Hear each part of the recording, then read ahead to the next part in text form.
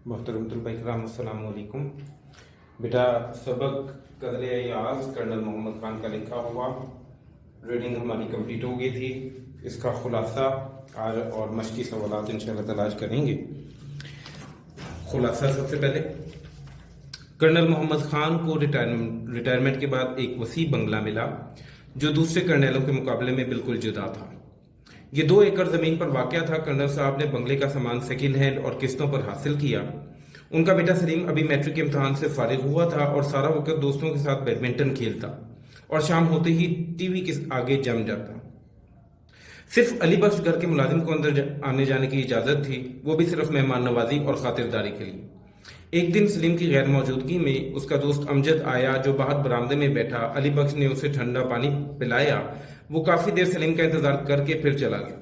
बाद में जब सलीम को पता चला तो वो अली बख्श पर नाराज हुआ कि अमजद को ड्राइंग रूम में क्यों ना बिठाया, उसे कोका कोला क्यों ना दिया।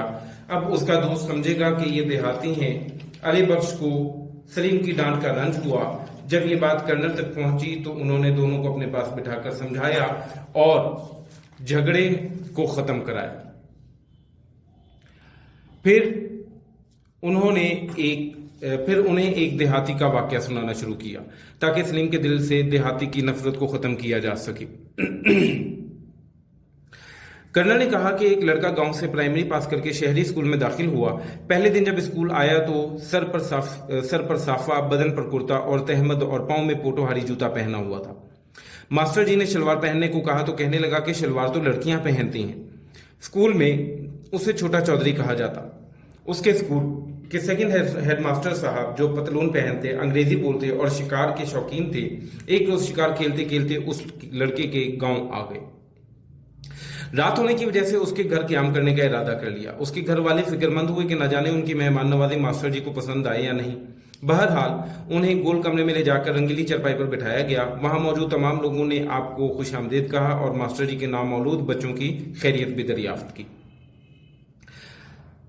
चौपाल के दूसरे हिस्से में घोड़ी बांध रखी थी। गांव का नाई मास्टर जी साहब के पांव दाबने लगा। उनके लिए मकई के भुट्टे मंगवाए गए मगर मास्टर जी ने चाय की फरमाइश की। बड़ी मुश्किल से मुकामी हकीम के घर से लेकर चाय मंगवाई जो बहुत बदमजा तैयार हुई, इसलिए मास्टर साहब ने एक घूंट लेकर रख दी। बहरहाल उसकी तलाफी रात के खाने पर मुर्ग सालन से कर दी गई।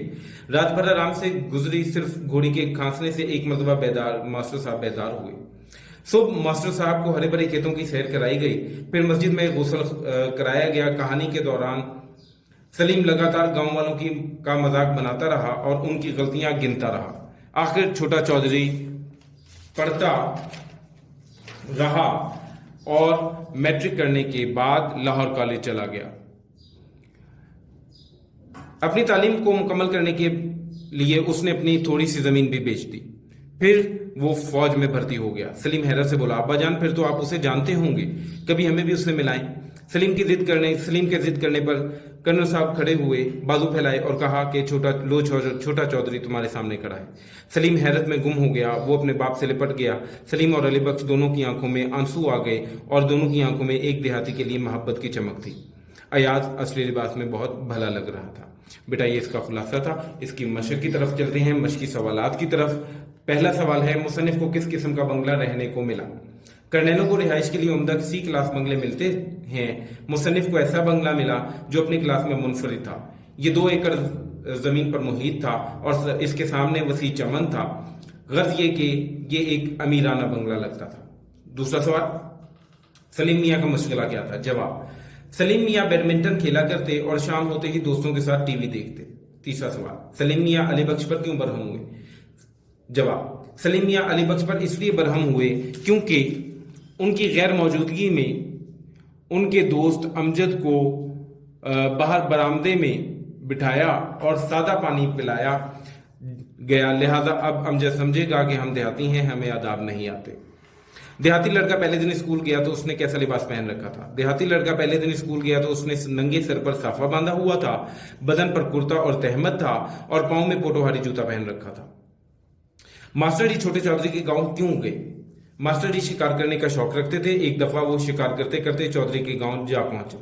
चूंकि रात काफी गुजर चुकी थी इसलिए उन्होंने रात छोटे चौधरी के घर गुजारने का इरादा कर लिया। मास्टर जी को चाय कैसे पेश की गई? गांव में चाय का कोई रिवाज ना था, इसी वजह से कोई चाय बनाना ना जानता था और आम मिलती भी ना थी।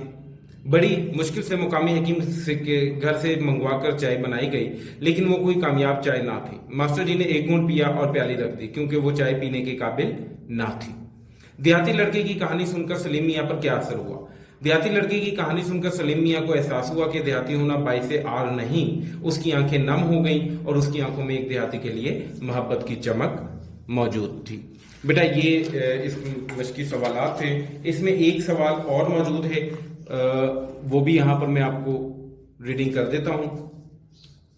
महमूद व अय्याज के बारे में मालूमात फराहम करें। ठीक है, सवाल है आपका ये कि महमूद व अय्याज के बारे में आप क्या जानते हैं। ठीक है बेटा, तो इसका जवाब है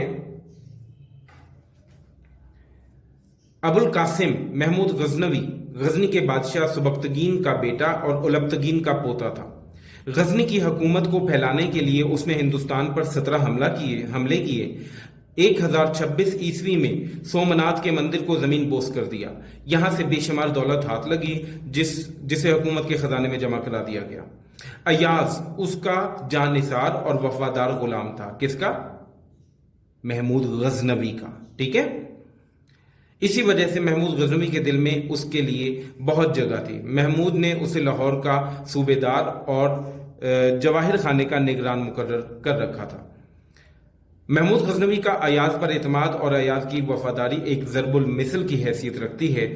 दीगर दरबारी इस मोहब्बत से और बिलखुसूस अय्याज से बहुत हसद रखते थे। ठीक है बेटा, ये हमारा चैप्टर कंप्लीट हुआ जाता है। इंशाल्लाह ताला नेक्स्ट आगे फिर इंशाल्लाह हम मज़ीद जो कुछ भी होगा वो उसे कंप्लीट करेंगे। तब तक के लिए अल्लाह हाफ़िज़।